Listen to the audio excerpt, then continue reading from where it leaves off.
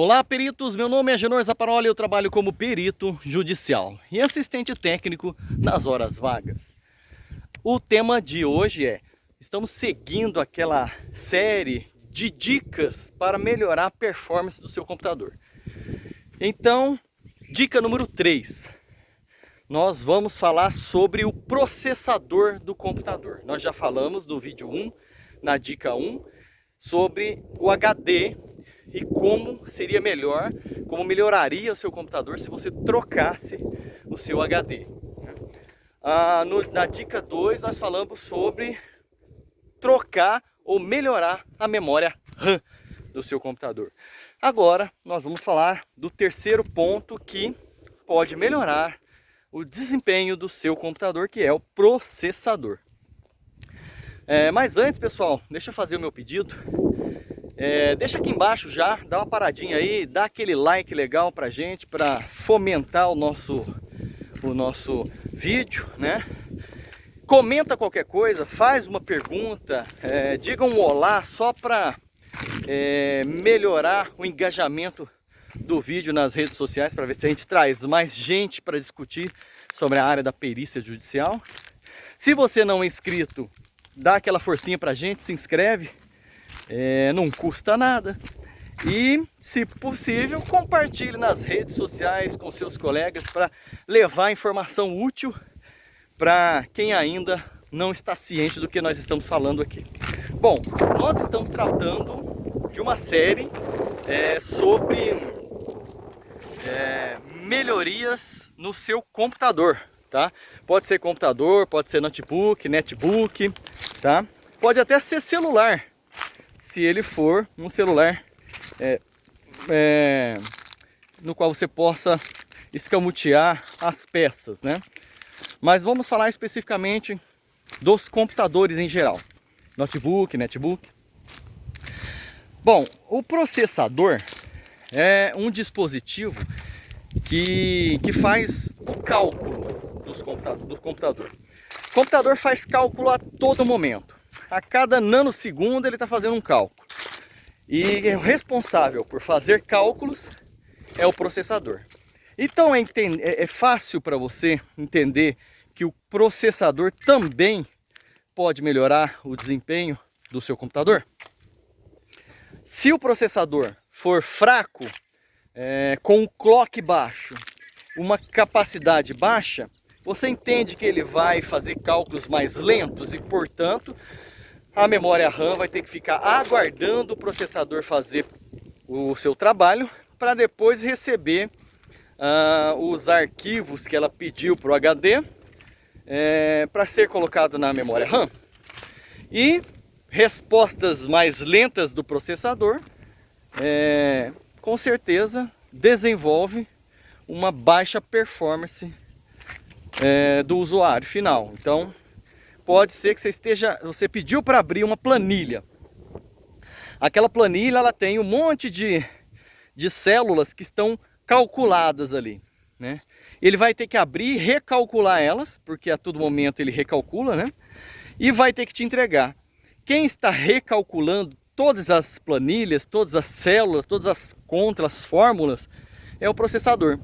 A memória RAM, ela se depara com uma planilha, se depara com uma equação, com uma fórmula, a memória RAM não resolve, ela manda para o processador está ocupado e ele fala, espera um pouquinho que eu vou responder um outro pedido da memória da sua colega da memória RAM, que trabalha aí no setor da memória RAM, e eu já te devolvo essa resposta. E isso faz com que a abertura, por exemplo, de uma planilha para você ver ali na tela demore um pouquinho mais. Por quê? Porque quem constrói ela na memória RAM é a equipe da memória RAM, mas quem leva o cálculo pronto é o processador. É igual a gente comparar a equipe dos arquitetos com os engenheiros civis calculistas. Quem calcula a estrutura, se ela vai aguentar, qual que vai ter que ser o tamanho de um pilar, qual que vai ser o tamanho de uma viga, é o engenheiro calculista. E quem desenha o design bonito do imóvel é o arquiteto. Então o arquiteto ele desenha aquela coisa bonita, né? Que ele faz aquele design igual Brasília é, todo cheio de design bonito. E quem faz o cálculo é o engenheiro calculista, né? Então quem fica com o pesado do cálculo é o engenheiro. Quem fica com como chama? A arte de desenvolver uma coisa bela é o arquiteto. Então nós temos aí o engenheiro calculista como sendo o processador que calcula e o arquiteto, artista, que monta o design final para o usuário ver, a memória RAM, né? Bom, depois de fazer essa explanação, você já percebeu que a memória RAM depende tanto do processador, que acabamos de explicar a situação, quanto do HD também, que eu expliquei na primeira dica, no primeiro vídeo, tá? Ela vai pedir para abrir o arquivo que está lá no HD, que geralmente ele é mecânico, ele é muito lento em relação à memória RAM e ao processador, que são equipamentos eletrônicos, então a velocidade dele é maior, né? E isso tudo, se não for muito bem dimensionado, se tipo as velocidades dos três não tiverem muito bem cadenciadas, nós teremos com certeza um problema de interferência entre eles, né? Aí um tem que ficar esperando o outro trabalhar. Não adianta você colocar uma memória muito rápida se o processador não entrega o processamento, correto? Não adianta o HD ser uma potência se a memória RAM está bem baixinha e o HD consegue entregar o arquivo muito rápido, mas a memória RAM não consegue construir ela para aparecer na tela para você. Então, os três têm que ser muito bem dimensionados. Então, pessoal, vocês conseguiram entender o problema da integração dos três? E que se você trocar o processador por um processador mais potente, tanto em clock, né, em velocidade, quanto em capacidade, por exemplo, um processador de um núcleo só, com 1 GHz de processamento, trabalha numa certa velocidade. Agora, se você pega esse mesmo processador,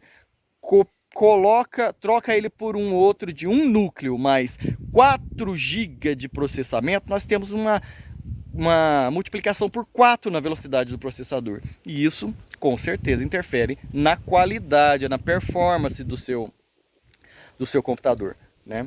Agora, imagina se você tem um computador com 4 GB de clock, porém com 16 núcleos, quer dizer, são 16 mini processadores trabalhando dentro de um processador só, fazendo trabalho de 16 processadores num só. Quer dizer, trabalhando paralelamente cada serviço, né? Imagina como era antes. Eu quero abrir o Word e o Excel ao mesmo tempo. Então, a memória RAM pede para o processador processar o Word. E pede também para o processador processar a memória RAM. Se ele tem um núcleo só, ele vai processar o Word primeiro, entregar para o HD, para a memória RAM, o Excel, entregar para a memória RAM. Lembra que isso cadenciadamente vai atrasar. Agora, se ele tem 16 núcleos, ele pode entregar os dois ao mesmo tempo e receber a resposta dos dois ao mesmo tempo e já jogar na tela ali, no display, no monitor para você ver.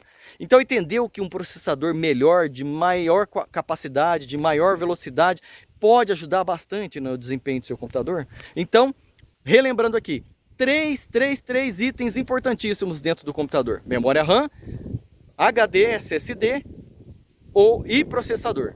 Tá? Os três têm que ser muito bem casados. Não adianta também comprar algo muito mais potente e os outros inferiores, que você vai ter ali um elefante branco andando dentro de uma loja de cristais. Tá?